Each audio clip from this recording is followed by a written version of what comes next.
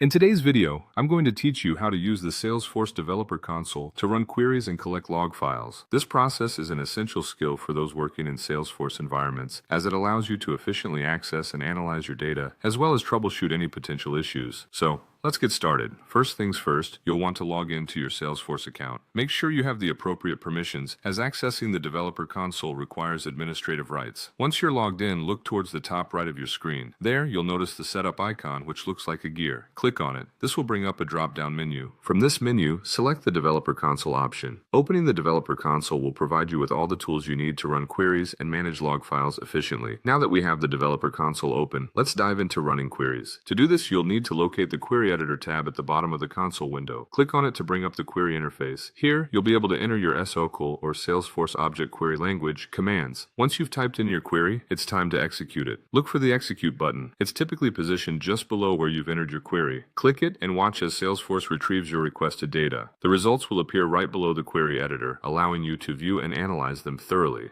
Next, let's move on to collecting log files. In the Developer Console, find the Debug menu at the top of the window. Click on Debug, and if necessary, you can change the log levels here by selecting Change Log Levels. Adjusting the log levels can help you capture the right amount of detail needed for your situation, so ensure you set it according to your needs.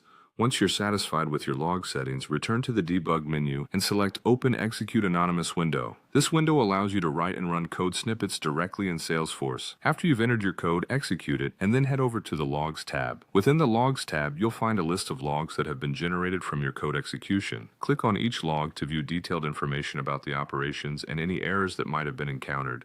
You can also download these logs for further analysis or documentation purposes. This feature is incredibly useful for developers and admins alike, providing deep insights into the workings of your Salesforce instance. And there you have it. By following these steps, you can effectively run queries and collect log files using the Salesforce Developer Console. Mastering these tools will greatly enhance your ability to manage Salesforce data and troubleshoot issues efficiently. Keep practicing, and soon you'll be navigating the Developer Console with ease.